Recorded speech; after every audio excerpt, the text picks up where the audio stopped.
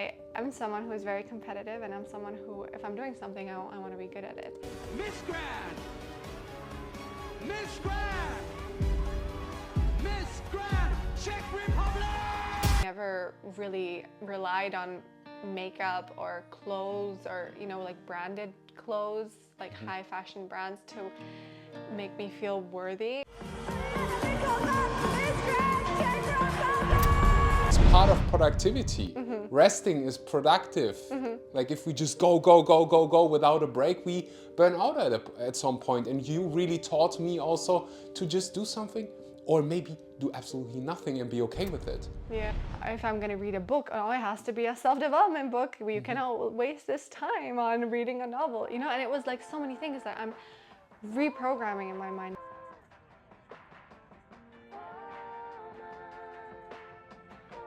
On today's episode, I have the honor to welcome one of the most beautiful people on planet Earth, my dear partner, Mariana Beckova. She is a model, she's an actress, she is the current Miss Grand Czech Republic, and she's a wonderful human being, and I am really blessed, grateful that you're here with me. I'm gonna cry already.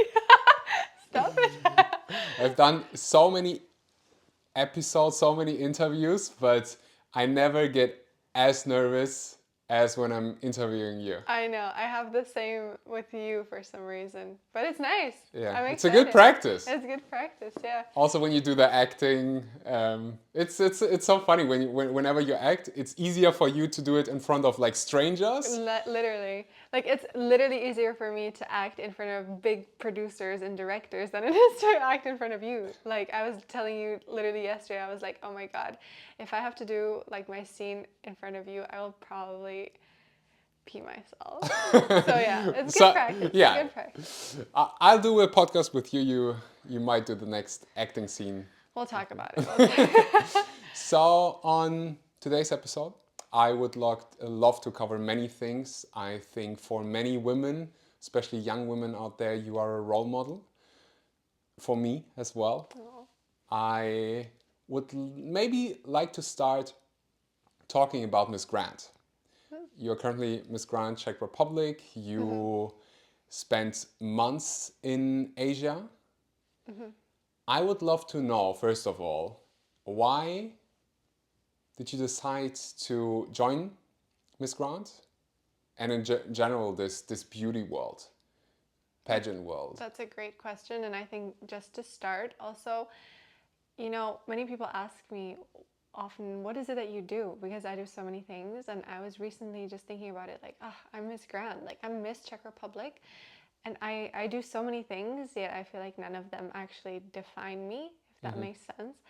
And I know that for many people, I portray myself on social media and on Instagram as, a miss, as a model, as someone who is in that sphere. But I'm so excited that we're also doing this podcast to show you and maybe uncover also other parts of me, because I feel like this world is very specific, and that's why many people were surprised that I was even wanting to join this world, because it was like actually against everything that I was preaching before. Not against it completely, but just a completely different world. And so I think that's a perfect question to start with. I think growing up in the Czech Republic, Miss Czech Republic was a big deal. It was something that my grandma and I would watch every single year. Really, it would be something we would look forward to. Equally like the Oscars. It would be the two things that we watched every single year together. And she would always say, once you turn 18, I'm gonna register you.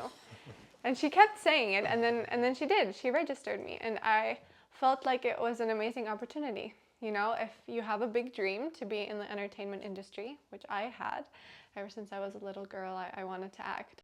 For a girl like me, that was a great platform to start with. And what also I really liked about Miss competitions is that they have a huge emphasis on charity. And nowadays it's very different than what it was even 10 years ago, even 20 years ago. And the competitions put a lot of emphasis on helping others. And it's not just about external beauty, it's also how you are inside. And that's why I literally was at Miss Grand for 1 month, because they were really watching us, really wanting to see what we're like. So they don't just pick the most beautiful girl, but also the one that is just the complete package. So something about it interested me ever since I was little, and I kind of followed that, and it was a great journey with my grandma, who followed everything about it. She came to the casting with me, she came to the semifinal with me, like literally everything. And it was definitely what I needed at the time, and it brought me to Miss Grand, and I got to go to Asia and compete and get 5th place for our small country, which is actually a big achievement because a small country like the Czech Republic almost never places at competitions like these, just because we're so small and politically we don't have much to offer to them. So it was a big deal, and people were proud that I was representing Czech Republic well, and that made me really happy, and it helped me a lot also with my biggest dream, which was has always been acting. So that's like kind of the very quick version of my answer to your question. I think you mentioned it before. If I know you personally, so No, really? yeah, surprise. Right.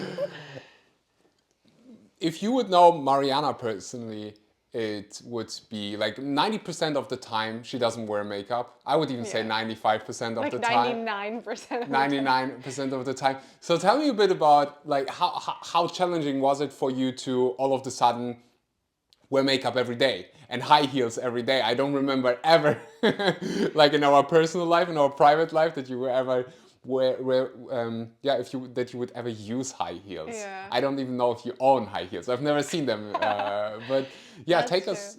That's true. It's funny that you say that because, yeah, those are values that I don't have at all. And I never really relied on makeup or clothes or, like branded clothes, like high fashion brands to make me feel worthy. So I never relied on that. And also my mom, I was raised by my mom and my grandma, and they never ever, they're, you know them, they're really not materialistic people at all. So that was honestly a really big challenge for me. And that was the most challenging for me, just to wear makeup every day, because not only is it expected of you, it is required.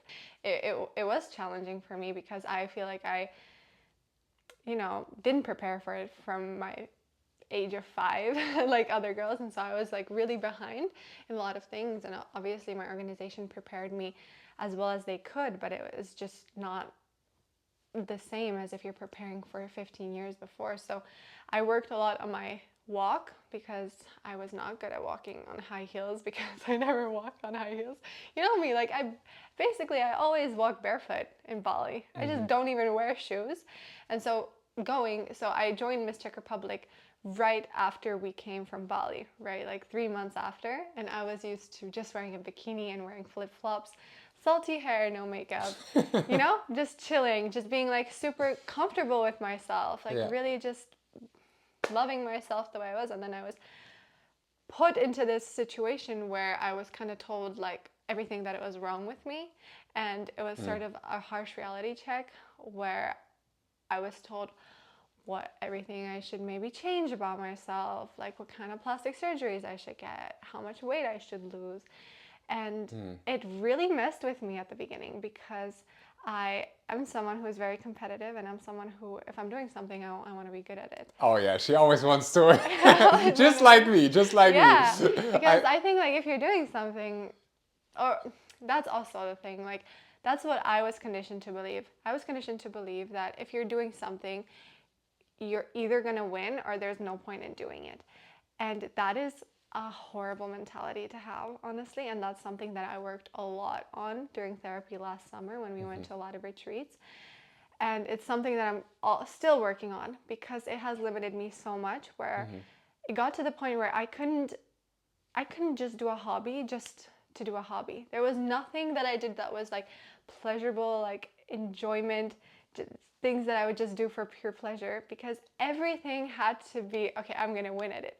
And it got to a point where even like going for a walk, okay, let me fucking stopwatch, how many steps I'm getting. Like it wasn't even like, oh, let me have a relaxing walk in the nature. Or if I'm going to read a book, oh, it has to be a self-development book. You cannot waste this time on reading a novel, you know? And it was like so many things that I'm reprogramming in my mind now. So I'm specifically just reading novels, for example, because that's something I never allowed myself to do. And it's something that I have found so much passion in. And you know it. In the past year, I have read probably like 60 novels. And I love it, and it just brings me so much pleasure, and it's not productive at all. But, well, productive in the sense I would that, say it's that's also something you taught me, that not everything has to be about self-development, not everything has to be quote unquote productive, but that's maybe in society we just have to redefine what we call productive. Because like if you read a book about, what's a book you're reading, like a novel, Bridgerton. If it's just for fun purposes, it really like does your mental health something good. Definitely. You relax, you completely recharge, and I know you go into your reading book space, and I'm like, and you "Don't." zone out, and you're so relaxed, and afterwards you're so happy, and you tell me about it. It's like part of mental health, it's part of productivity. Resting is productive. Like if we just go without a break, we burn out at some point. And you really taught me also to just do something, or maybe do absolutely nothing and be okay with it. Yeah. I think Because that's so funny, because I'm the type of person who really like loves to relax. Like I think many people, it's so funny because many people actually, when they meet me for the first time, they're like, wow, you do so many things. Like, do you ever rest? Like, do you ever like have time? You know, you must be go from the morning to the evening. And it was so funny because this lady told me that at an event, like when we were still in Prague, maybe 3 weeks ago. And it was so funny to me because that day I literally like was in bed until like 12:30 and just reading, you know, and I was like, yeah, so productive. And I feel like I really, I don't want to say taught you that, but showed you that. And I feel like that you learned that so much in the 3 years we've been together, to really relax and really take days off, because you have always been like really really productive a lot of the time. How would I say that in the nicest way? it's also quite funny because people think the complete opposite of me. They're like, are you ever working? Or like, you're always chilling, you know, when they see me traveling a lot or something. And I think for me, it's quite the opposite. It would be like, I am really driven. I think you are driven too. But especially when we met, it was such a early stage of my career that I was so determined and so obsessed with getting things done and getting closer to my goal, almost to, I think to an unhealthy level. And it's so tricky too, because like it's so tricky to define what's unhealthy, because you love it and you like, it's inspired action and you're just like go and you feel so fulfilled. But if it's taking up like all of your time and you're not seeing any friends and you're not being social, then is that unhealthy? It's such a tricky line to draw, because let's say like with substances, I feel like it's easier, you know, to say like, okay, I have a problem with that. But like with work, like if I love it, you know, I know this is a minor read, but I think it's interesting also, like how did you, you know, like figure out that that's something you maybe want to change? I think it gets problematic when you can't just relax. If you are at the beach and you think about work. And looking back, that was the case. Even I judged myself for doing nothing. I judged myself for laying at the beach and just like I couldn't just lay on the beach. When I was at the beach, I thought about work. And when I was just, I just could not waste time. And that's when, or like how I would define problematic, when you can't relax. And I think many high achievers struggle with that.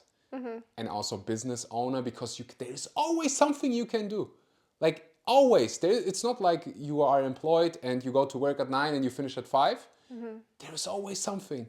There is always this one piece of content that you could produce. Always something. And it's so, challenging when work and play are so close to each other.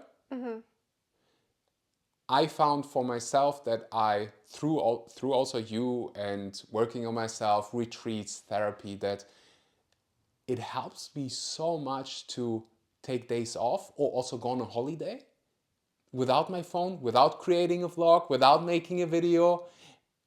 And at the end of a holiday, I'm always so full of new ideas. I can reflect, I can stop. And I think that's part of productivity, to rest. It's like a football player. Imagine they would start running from minute 1 and just start sprinting 20 minutes without taking a rest. They would be done after 20 minutes. So I think it's really important to have those times, read Bridgerton, or also just do something that has nothing to do with self-development or Or working on your productivity, craft. or yeah. I agree so much, and like I mentioned before, it was something that has been really difficult for me at the beginning to break through and to even understand, because I remember being at, that was literally last year, like that's a transformation I made in the past few months. In the summer, we went to a retreat, to a self-developmental retreat together, and I remember there were some journaling questions, and I was really just telling the therapist, like, if I'm doing something and I'm not thinking of winning, what's the point? And she was like, sometimes there is no point. There is just, you just enjoy the moment. Or she said something like that. And I was like, no, I don't understand this. I don't take this at all. That's like wasted time. And I was really like, what are you saying here? Like, it just like didn't click. And then I was examining, like, where is this coming from? And it was really strong conditioning, because my father was an athlete. He was like Olympic level athlete. He was going to go to the Olympics, and he raised us with that sort of mentality, or at least me, because I did rhythmic gymnastics since I was 4, and it was always like, okay, you're going to be really good at this, and my worth was really depending on the fact that I was very athletic, and then I was smart at school, and it was always just me being the best at something, and that was determining my worth. And it even got a point of him saying, you know, second is the first to lose. If you're second, you're the first loser on stage. So rather be first or don't try at all. And that was the mentality I grew up with. And that is hard to break through, because that's so much pressure. And that's so much pressure to the point of it's absolutely demotivating to try anything new, because if you're going to fail at something, it feels like dying. Like, because when something happens in your primal years, until 7 or 8 years old, that's called the primal years, you are not a logical human being to be like, okay, yeah, I shouldn't have gone to sleep so late last night, and then I would have performed better today. No, like what they tell you, you think that's you. Like if they say, you suck, you're lazy, maybe, I don't know, I didn't perform well enough in rhythmic gymnastics and I got 3rd place, and they say, wow, that really sucked, like you were horrible. I thought I was really horrible. And if you feel that rejection from the parent, it feels like death, because for a child in their primal years, if you're rejected by a parent, you're gonna die, or at least that's what's programmed within us for the past thousands of years. If thousands of years ago, your parent until the age of about 8 would reject you, you would die. There was absolutely no way you could take care of yourself. Well, some 6-year-olds are maybe better, you know, but like average, you would not be able to take care of yourself. So it's really programmed within us that rejection feels like death, and as a child you'll do anything not to feel rejected by the parent. You'll do anything to make them love you. So that was so deep within me that I found that in my adult years I didn't try new hobbies. I didn't try things because I was so scared of failing, and that was the biggest missing piece in my acting career, because now I'm starting my acting career. All my life I wanted to be an actor, but now I'm really just starting, you know, like really taking classes, like acting for film, and like really going deep into it. And I found that this fear of failing was holding me back so much, because I wasn't able to relax. All I was doing was trying to get it right for the acting coach to tell me I was doing a good job. But it was that kind of motivation rather than just relaxing in the scene and just, you know, like portraying the character and being that character and feeling it. It was really just, I was scared to let go, because I was scared that I will fail. And it got to a point where I was just like, I'm not going to do this anymore, because I'm not being the best at it right now, or in the class I'm not the best, and that means I'm horrible and I shouldn't even try. And then you showed me some podcasts. I don't remember who the podcast was with, but they were saying, like, I do something that I fail at every day. Or who was that? The Spanx Yeah, woman. Sarah. I The don't want to mispronounce her name, but I think her owner of first name is Spanx. Sarah and the second name is Blakely. Yeah, I Yeah, think so. but she said something like, I encourage my kids to do something they fail at every day, or they asked them what do they fail at today, and I was like, you asked them what they failed at? That's horrible, because I had that condition within me. But then I was like, no, that's great, and I've definitely been implying that a lot. Wait, I just realized I never actually answered your question about Miss Grant. Maybe we should go back to it, because then I kind of diverted a little bit to. I think it's really important. At least in my world, during my childhood at school, it was always, you would almost get punished for making a mistake. Yeah. Like literally, like your friends would laugh about you if you would say something wrong. No, but even the teachers, like, let's just look at how the average schooling system is made. Like, you are literally getting a mark for like a specific way of doing things, and if you just do them differently, or if you try to be creative with it, no, you get an F. So you adapt to what they're asking for you, but you kind of diminish yourself in the process. So it's conditioned within all of us. Yeah, I think that's fair to say. Within all of us, we fear failure. We connect a lot of pain with failing. And you shared your thoughts about like how it impacts you in the acting world, in the business world. It's the same thing. You cannot it's impossible to grow a business, scale it without failing. You have to try new things. If you don't try new things, you're probably not innovative. And whenever you try new things, you're gonna make mistakes. You're gonna fail. There is this beautiful quote. It says, failure is not the opposite of success, it's part of it. And also, like, it's so funny, you said your father was an athlete. My father was an athlete too, on a really professional level, cyclist. And I had the same thing. Like, I thought I always have to do it perfect. I always have to win. I would get so competitive, even if we just play a game, you know, like, what is the one game that we always play? Monopoly? Yeah, like I always had to win. So I'm so grateful that you went there and that we can have this conversation about failing, about learning, and actually accepting it as part of growth, and thinking like, hey, it's actually a good point. And You know, back to my acting career and failing. When I started going to the classes, I have an amazing acting teacher. He is so sweet, and I work with him so much, even privately, that we created like this beautiful relationship together. He's like an uncle to me or something, and he really looks out for me. And he was telling me at the beginning, I was doing some scene, and he stops me in front of the whole class. He's like, Mariana, I am not wanting to see people pleaser Mariana anymore. Today is the last class that you're doing this. From next class, I want to see the real vulnerable Mariana. Here we don't need perfect Mariana. We need the opposite. We need the real Mariana.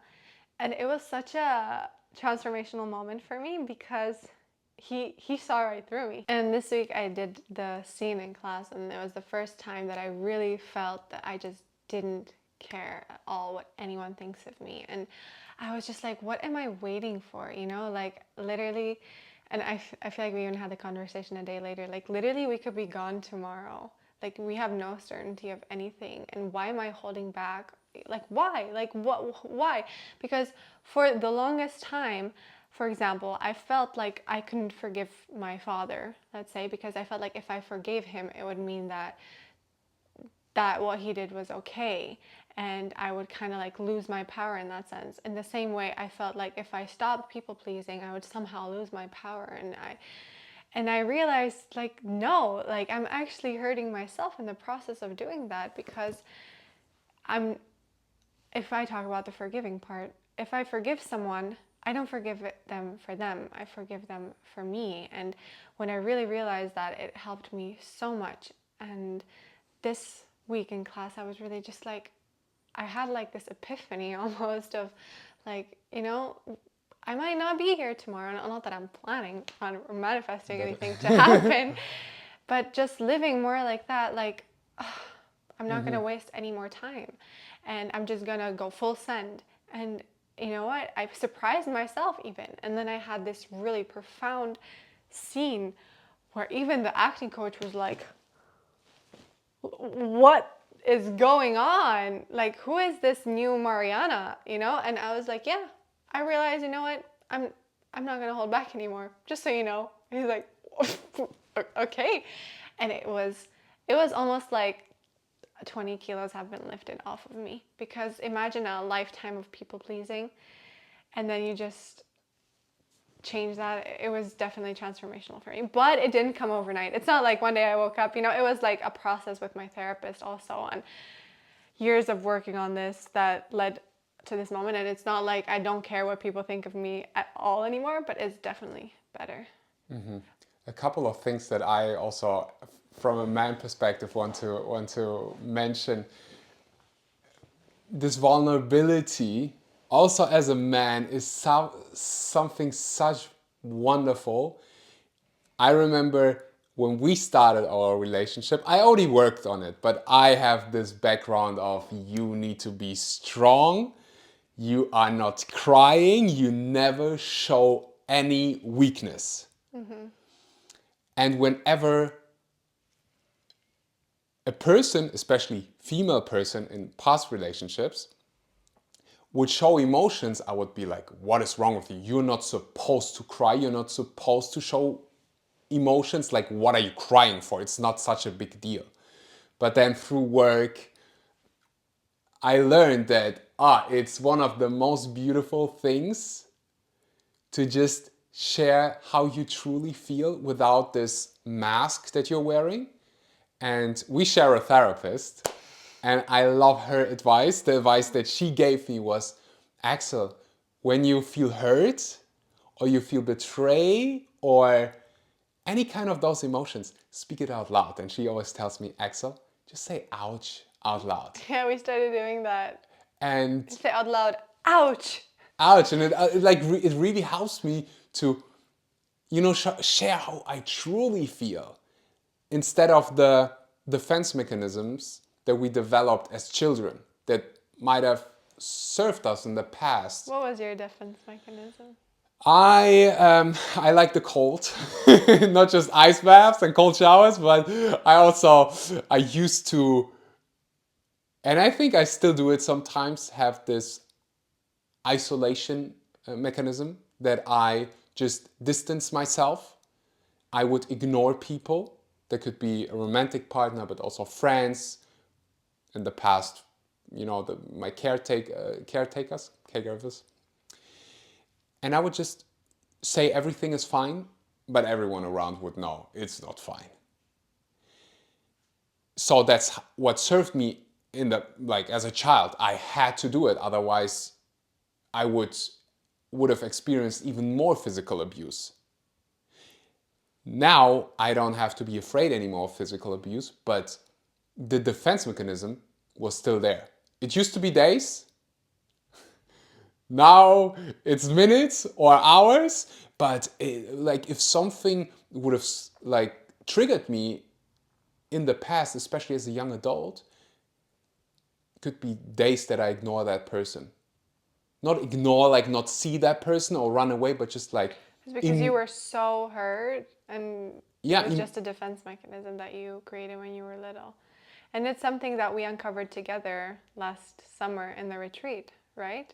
I think even before the retreat, it just goes deeper and deeper and deeper. And I don't think that you ever come to the point where you everything is just perfect. You just get better at life, but you still have struggles. It's not that, you know, at some point you have nothing triggers you. Nothing triggers you, and you have reached enlightenment and you're 100% perfect. I just think you get better, and well, if you work, if you work on it, if you do therapy, if you reflect, best case you get better. And for me, looking back, beginning of our relationship, it used to be hours or days. Now, sometimes I manage in a minute or two to shift my energy and say, like, you know what? I don't want this. Is how I feel. No, It has nothing to do with you. And it's so helpful also for you to tell me like, ouch, that hurt me. And then I can be like, oh, really? Like, because maybe that wouldn't be something that would hurt me, but like, wow, okay, I'm sorry. Like, it's just helpful to say, ouch, because then it's like, you're not giving me the silent treatment because, obviously you want to reconnect. It's not like anyone who gives a silent treatment is not like they want to be alone. They actually want to be connected. Yeah. So we just avoid that, and it helps a lot. Talking about this reminds me super randomly of something I learned in school. I don't know if we mentioned this, but I'm still studying my master's degree, and it's something that was taught there. It's in psychology, right? In psychology, yeah. Have you heard of Dr. Gottman? Dr. Gottman and his wife, I believe, created something called the 4 Horsemen of the Apocalypse, and they can predict with, I think, like 95% accuracy whether a couple will stay together or not in the first 2 or 3 minutes with them having an interview. It's crazy, super interesting. Look into that, I'll show you later. But basically, they found that the 4 horsemen are criticism, contempt, defensiveness, and stonewalling. Criticism, and that's like things that you do when you go into conflict with someone, with your partner. And if you do any of those 4, that's not good. So criticism is like you go into criticizing the partner, like, oh, you never do that, you're horrible at this. We get criticism. Contempt is like you're not even good at that. Like, oh, horrible. That's contempt. 3 is defensiveness. Like, oh, I never do that. You always tell me I never do that.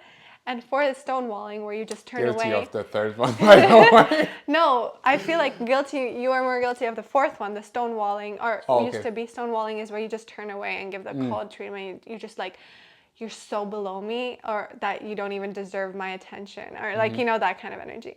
And that reminded me so much because I feel like that's not so known, but it's so spot on, these 4 horsemen of the apocalypse, because I am guilty of, for example, well, I would say to some degree, sometimes all of them, but obviously we're not perfect. Yeah, I think I just want to talk about this a little bit as well, because I feel like many people who watch us on social media think that our lives are just perfect and we're always positive and we always have just a harmonious lifestyle and we're just always just like dancing in a field of butterflies, and it's not like that. We're all so human. We're not some superhumans that never fight, never have arguments, never have bad moments. And yeah, I also am guilty of, criticizing you, or for example, in arguments. I think honestly, I'm gonna look into it, but I think everyone is to a certain point when, especially, when a trigger comes up, it feels like in that moment, it feels like it is so bad. You feel so like you're reconnecting with the trauma that you experienced, that it feels so intense for the person, So I don't even know if you can reach that like 100%. Like, I think everyone is guilty of it. Do you know what I mean? I agree. I think what changes things is how you approach that after, and if whatever you bring awareness to already changes, and if you're like, if you try not to be, let's say you're very critical of your partner and you say, you do this wrong, you do this wrong, you do this wrong, you always do this wrong, you never take out the trash. I love these words, always and never. We actually made a vow that we would not say those words when we're in arguments, right? Because they're just not true. Neither one of us does something always or never, it's not true. So I think what's important is just bringing awareness to it and just being like, oh my God, I criticized you, that wasn't fair. Or, for example, I used to be a little more of the contempt, and I would just, my defense mechanism was like, even if we break up, I'll be fine. Like sort of this feeling of I'm fine just alone, and I can forever be alone, and I'll be fine even though that's not something I want, but it's just like a defense mechanism that I built when I was little, that even if I'm alone and even if I have to be the one that takes care of everything, I'll be fine. Like, I'll make it work, I'll manage. And so when we would have an argument, sort of this contempt would be like, why am I even talking to you? Like, I don't care, you know? Even though of course I do care. It was just like, just something that like I did as a defense mechanism. But I think definitely through therapy and through sessions that we have had together, I've realized that, and I definitely stopped doing that. Or even sometimes maybe it might happen, but not regularly like it was anymore. And I think that's what the progress is, really looking at it and taking responsibility of how you act and what you say, and treating the other person with respect. And that's definitely something that you taught me, because in our family, you know, we kind of sometimes are very explosive. I think in every family. In every family? Yeah. And okay, so it was very explosive, and we never really thought of maybe taking time to respond to a trigger in a nice way. We just reacted.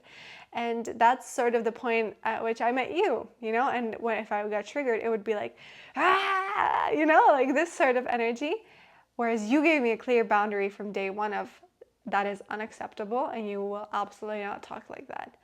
And sometimes I gotta say it's a little bit more than I would maybe like. Like, you are very particular with words, like how we talk to each other. But I feel like it's much better like that than what I had starting with. Does that make sense? Yeah, I think in general, what I think is helpful is that we become aware of how we speak and how we act and communicate clear boundaries. The reason why I say that is because I have a lot of trauma with like yelling. I'm really sensitive, and I know that no conversation is productive when people yell. So I just learned or decided for me in my life, I don't accept people yelling at me under no circumstances, and I rather leave the conversation for 10 minutes and come back and it's calm, because I decided for myself, like, I will never have those horrible fights. People who actually love each other are yelling at each other and say things they don't mean, and then everybody gets hurt, and then 2 days later you have to come back together, and I'm so sorry, I didn't mean this, and I didn't mean that. And I think you can avoid a lot of trouble if you just leave the room for 10 minutes, breathe, and then come back.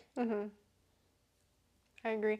And it's such a beautiful conversation that we had, completely unrelated topic to Miss Grand. Isn't that funny? You asked me a question if it was challenging for me to prepare for Miss Grand. Should we revisit that? No, definitely. Just before you go there, one thing that I want to mention, because we live in our bubble, therapy is something I looked at as a teenager and as a child. And I think it's still in society considered a weakness. Like you must be, therapy is like, oh, only the crazy people go. Only the crazy people go. Yeah. Like, and only if something is extremely bad in your life, you do therapy. And that is, I think those statements usually come from people who have never tried it, including me. Like, I said those things. I looked at people when I was a teenager and young adult, like, he does therapy, like, He's a cuckoo. Oh, yeah, exactly. And therapy made my life so much better. I am in a healthy relationship. I am somewhat successful. I love my job. You're very successful. Thank you. Say that. And I still do therapy. And I think more people, should be at least open and try if they can. Not everyone is so privileged to be able to, pay for therapy and do it. But in general, I think the misconception is that showing weakness or like showing emotions is a weakness. And we just see, depression rates go up, suicide rates go up, and so many people, struggle mentally, but they never talk about it. I don't know where I would be if I didn't do therapy. I think I would be really in a bad place because when I started therapy, I really hated myself. I couldn't even look at myself in the mirror. And you know what's funny is that this was a time when I was a model and I was traveling to Asia, I was traveling to Europe, I was traveling to all these places as a model, as someone who is in catalogs and on billboards and in commercials, and as someone who other people look up to maybe and say, wow, you know, she must be really comfortable in her body, like she's a model, like I wish I was like that. And that was a time when I hated myself.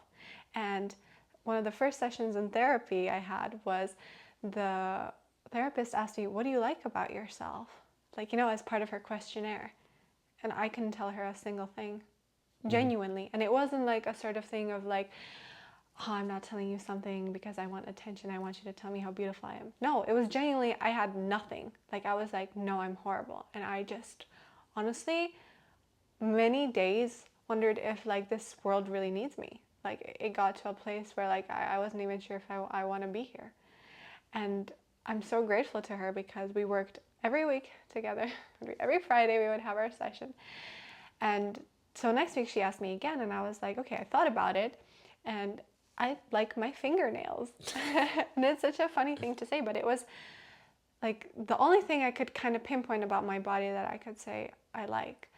And so I would be like, okay, I like my fingernails. And she was like, great, let's work with that. So for the next week, every chance you get, every time you remember, you're going to admire your fingernails. You're going to just be like, wow, I have nice fingernails. They're, I don't know, such a nice oval shape, such a nice color, whatever.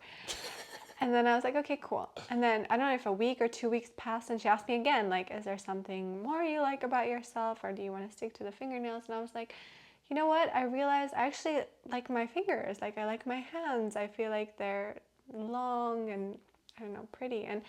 And she was like, great, let's work with that. So we worked with that. And then eventually I told her, you know what? Actually, I like my arms. I like my shoulders. I like my collarbones. And things started adding up. And the more I focused on self-love and the more I focused on loving myself, the easier it got to add things to the list. But I think it's important to say that is because I was a successful model and I was traveling to all these places, and you would think that I was so confident, but I was really not. And that was the time when I had the most anxieties ever. And all of my model friends I had at the time were some of the most anxious people ever and some of the lowest confidence people ever. And and I think it was such a sad thing to see, and I think it's important to talk about because I have a lot of young following looking up to me, especially on social media, and I want to be as transparent as possible because I feel like it's my responsibility, you know, to share also the bad moments. So I'm very open about that, about how I started and how not every day is amazing for me either, because I feel like it's so easy, especially with social media, to see someone and think that they have it all figured out, you know, and see someone and not realize that they're just showing us their best moments. They're not showing us the time where they were just crying about something and really feeling depressed. And, you know, there was a time when, for example, I was crying hysterically, literally being so depressed, and then I would go and shoot like it was like a beach catalog, and I was like laughing with the girls, you know, having a drink in my hand, like everything is great. An hour before that, I was having a mental breakdown, and nobody would know, you know, because I never talked about that. And I feel like that is the pattern with so many people, especially in this business, but it's just not talked about enough. And I just wanted to say it because I think it brings things into perspective a lot, because people text me like, what's wrong with me? You know, I'm not as happy as you. You seem so happy every day. How do you do it? Why am I not so happy like you? And I text back saying, I'm not happy every day. You know, like, you know, sometimes it takes extra effort to be happy, but I put in that effort for myself, and I already know things that make me feel better. And maybe if I don't feel good, I need to schedule an extra therapy session and I need to work on that. And it's not like I'm some superhuman that's just always positive, but what I want to say is there's nothing wrong with you, you know, like you're not broken, you're not, you know, you are no less than me just because I show my best moments on social media. I think genuinely everyone shows their best moments on social media. I think that's just naturally being human, you know, you want to document. Also, when you think of, you know, when I was a child, we would always take pictures, those little, you know what kind of cameras I mean? You know, you don't take pictures when you have an argument or when you cry. What? Well, my family actually did that. We have pictures of me or my siblings just crying hysterically about something. But yeah, you usually document the moments where you experience joy. And if you compare your life, your kind of you have behind the scenes knowledge about your life, and then you see the highlight reel of another person, you're like, oh, you know, they must have figured it all out. So I'm really grateful that you opened that up. And I think you do a good job on social media, also mentioning like, hey, I feel like horrible right now, and this is really challenging to me. I remember the time at Miss Grant, you slept 3-4 hours every day, which was also like, for me as someone who cares so much about you, like, okay, because my natural is I want to help, like, I want that you feel amazing and I want to take care of you. And when you told me like, hey, we film until 1 and then we wake up at 5 or 6, I'm like, when do you sleep? How do you do it? Yeah, and you know what? Let's say we ended our rehearsal at 1 a.m. Then we got to the room maybe at 1:30, but then you have to wash your hair, prepare your things for the next day. So then it's maybe like 3, and then you have to wake up at 5. And so you have 2 hours of sleep, but you drink something bad, you eat something bad, you have a stomach bug. So I went to the toilet maybe like 30 times in the 2 hours that I slept. So basically you get 5 minutes maybe of sleep. And then you have to function all day on no caffeine for me because I don't drink coffee and I'm allergic to green tea. So I was majorly... The question that probably everyone asks themselves right now, including me, why on earth would you do that? With the back, but I also know, you know, I sometimes compare those worlds. Like, let me explain. The beauty world, pageants, and bodybuilding have a lot of similarities. You know, bodybuilder, they starve themselves to a point where they have 5 to 10% body fat, whether there's difference between men and women, but it's so hard. And at the end, you barely sleep. You can barely sleep. You wake up, you want food. All you think about is food. And from the outside, people look so good, like so big, so strong. But inside, you feel horrible. Sounds awful. And again, you sacrifice your health for this thing. I know. For me, the question would be, why would anyone do that? It's so funny that you asked me that. But no, I definitely can relate. I mean, not with the food, because I would never restrict myself in terms of food. I mean, I went through an eating disorder when I was 15, and then I recovered, and now I'm in a place where, you know, I love myself and I love my body. And so I can't relate to the food part. However, I can relate to the no sleep part and to the part that it's absolutely, you know, exhausting. But there's just something pushing you forward. And I enjoyed my time there a lot. You know, it got me so much closer to the world that I always wanted to be a part of, which was always acting. And in a way, being a miss is an acting role. Mm-hmm. The biggest actress wins the prize, you know, because you kind of have to, everyone portrays themselves in like their ideal self. You're not really yourself in the competition. You're your ideal self. It's not like I changed myself. It's not like I was fake, but I was just like, you know, what would ideally Mariana be doing right now? She would be full of energy. She would be always happy, always optimistic, even though many days I woke up after 2 hours of sleep and I felt horrible. And I would have to put on my headphones and go into the bathroom, put on Taylor Swift and just dance. And I would just jump up and down in our little bathroom there in the hotel room, and I would just jam because motion creates emotion. And I would get myself going, and then I would go to breakfast and I would chug ginger shots because that was, instead of coffee for me, it would wake me up, it would keep my immunity high. So I was doing things. It's not like it came easy, you know, like I also had to work for it, but I didn't allow myself to be in victim mode. I didn't allow myself, you know, nobody cared. Like everybody was tired. Everybody was equally tired. Nobody cared that you're tired. If you're going to repeat it many times, people are going to be like, stop saying it. I'm also tired. What do you want me to do? If I couldn't complain to you because you were just angry at the whole situation that they don't let us sleep, so then I would just be making you more angry, so I couldn't complain to you. Couldn't complain to my mom because she would be like, okay, should I come get you or what should I do, you know? So ultimately it was really like a competition with myself and just being like, hey, I chose this, so either I'm gonna just do it and try to enjoy it, or I can go home. Like nobody was keeping me there. I could always go home, you know?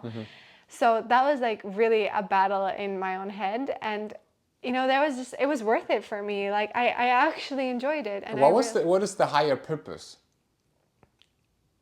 The higher purpose? That's a great question. I mean, when I joined, obviously it was to inspire others. And I talked at the beginning about charity, and that's why it was kind of interesting for me that it's not such a shallow world. And Ms. Grant specifically focuses a lot about stop the war and violence. So I was able to do like charity yoga for the refugees in Ukraine. And that was a way that I connected with this cause, which was beautiful. So definitely that had the higher purpose. And also inspiring others to go for their dreams. And in a way that was my dream, you know, like all my life kind of was going towards this moment with my grandma, and you know, really every year watching these competitions and just being like, one day I will be there. So it was definitely a dream come true, and showing everyone that even if circumstances are really against you, in which my case we're from a small country, and everyone was just saying there's no way you're gonna even get into the top 10, because if you look at the other girls from the top 10, it's countries like Brazil, Indonesia, Thailand, like they have millions of people in their population.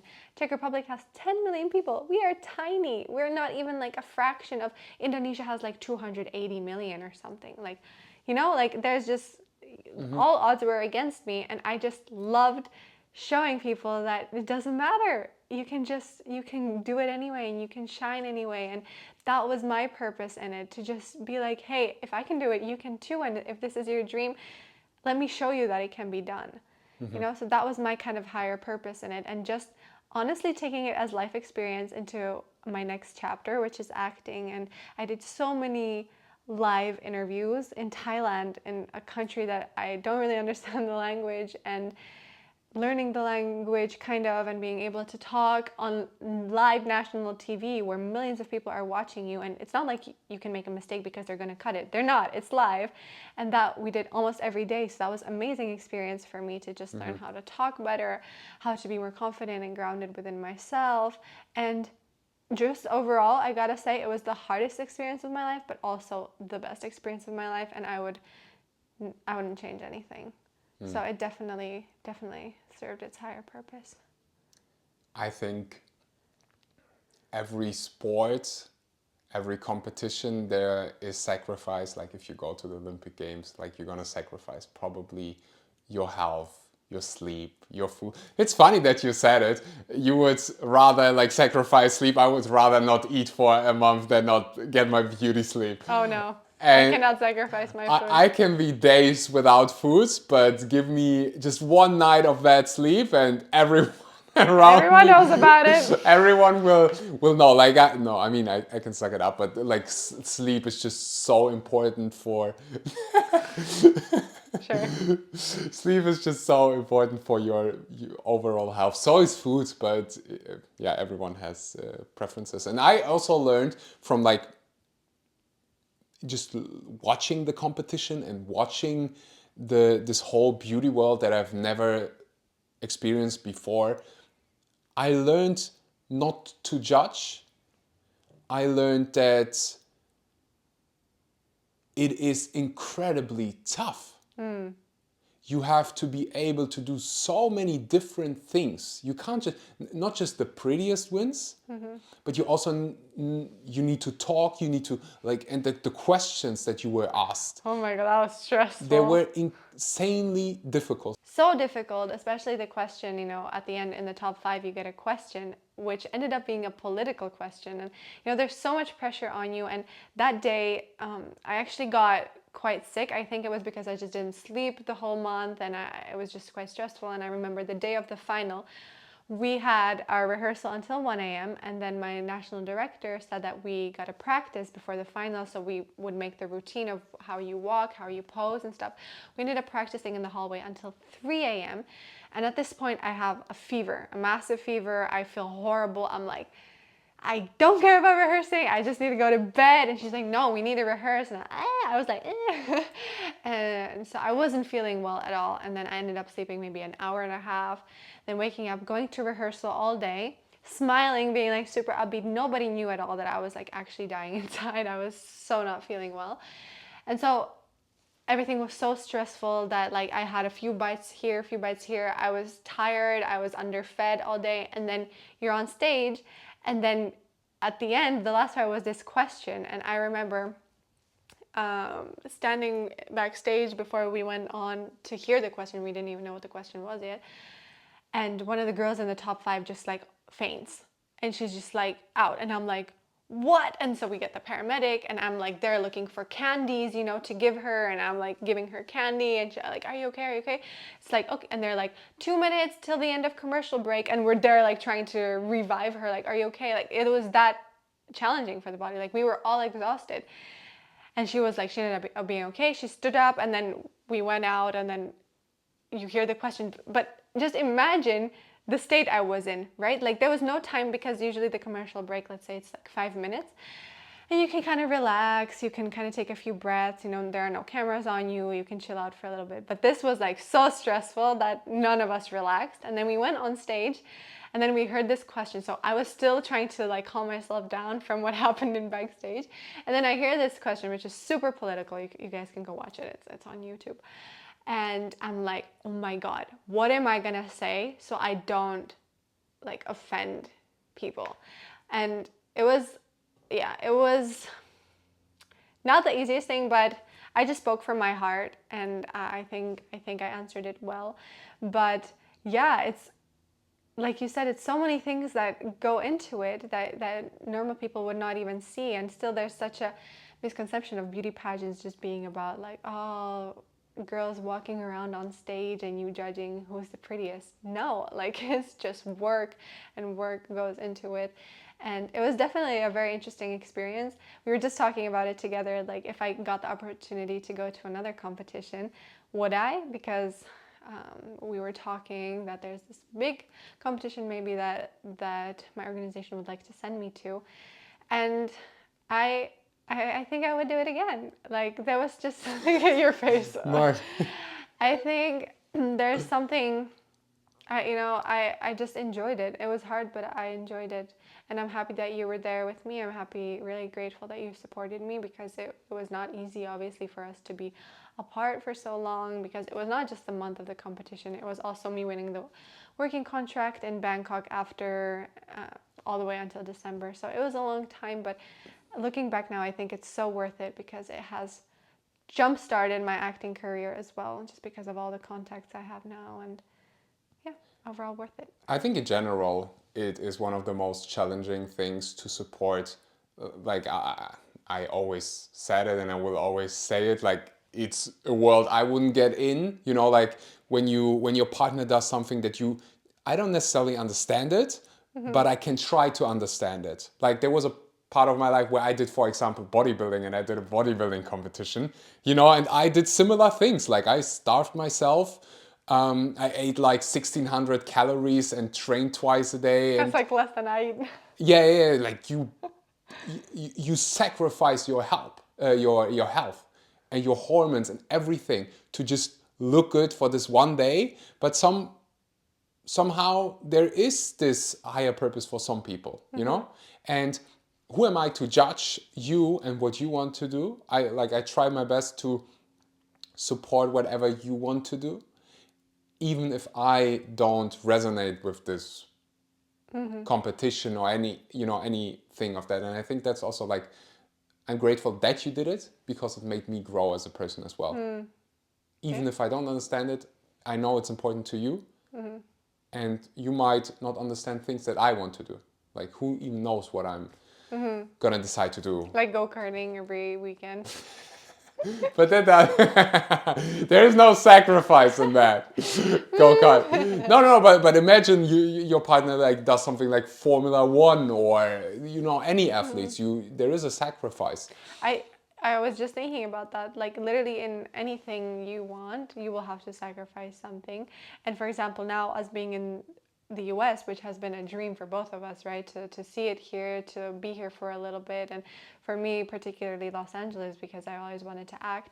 And it has been such a dream come true and it has been so amazing. But I really miss my family and we are so far away from them. We are 9 hours behind them. They're 9 hours ahead. So when we wake up, they're basically going to sleep. So there's not really much time for us to talk. There's not much time to like FaceTime. And that has been a huge sacrifice for me, for example. And I was just thinking like, wow, I really want this. And I'm proud of myself for going for it, even though that part is so challenging for me. So in everything, you kind of have to sacrifice something, but you just have to see like, is it worth it for me? Like it doesn't make sense. And if it does, then align yourself with it and just go for it. Like don't half do it, Just go. I mean, I could talk to you for hours and hours. This podcast is probably like an hour and a half already, hour 15 minutes. I could go on forever. I think you mentioned so many important things which will be valuable for, I think, female and males watching, especially the part where you just, shared about you being vulnerable. I see that sometimes also when I meet people like, oh, Mariana, she's always so confident and everything, and I know that people have the same perception about me. So I'm really grateful that we can have this conversation and maybe inspire people to get a therapist, to share your true emotions with your partner or anyone. Like there is someone who cares about you. And therapy is great. No, we're big advocates for therapy. We really have to make therapy like cool again. Yeah. It's such a nice thing to have a therapist or like, do any kind of work in that direction. I'm so lucky because literally every single person in my family goes to therapy. So for me, it was never like I would get judged by my family members. Maybe from like my dad's side of the family, they're not really for it and they judged us. They think we're the cuckoo part of the family, but I don't care, But I got lucky because many people around me are doing therapy. So I understand that it might be very scary if you're the first person out of all your friends, out of all your family to go to therapy and everyone's kind of like, what's wrong with you? But you can always text us and we'll tell you, no, you're doing great. Or come to one of our events and find people who are also doing therapy, who are doing similar things like you. For me, that's super helpful to see that I'm not alone in this, Definitely. Talking about events, we have a retreat coming up. We have 2 this summer. I'm really excited. Retreats are such a nice place for transformations. We have one in May. Which is sold out already, unfortunately, if you're watching this. But depends when you watch it. We have one in June in beautiful Spain. You can still apply. It's 6 days. The theme is life energy, awaken your life energy. We will be going through a lot. It's going to be deep, but it's going to be worth your time. You will find the link down below where you can just apply. And we might see you in beautiful Spain. And Mari, thank you for joining. Thank you for the sacrifice. Thank you for inspiring so many people and being vulnerable. Thank you so much for having me. And I think this is not the last time we're doing a podcast together because I feel like we talked about so much, but we barely even touched what all of the topics are that we could talk about. And like that's what I love about our relationships, that we can just sit and have these deep conversations and just go really deep. And now putting these 2 cameras here and just broadcasting it to the world is special in itself. And it was a little bit nerve-wracking at the beginning, but I'm very happy that we did it. And so you guys see a little bit of a different side of me maybe. And was fun. Thank you so much for watching, for listening. If this episode brought you value, let us know. Share it with your friends, your family, people you want to inspire. Tag us so we can say thank you. And that's it for today.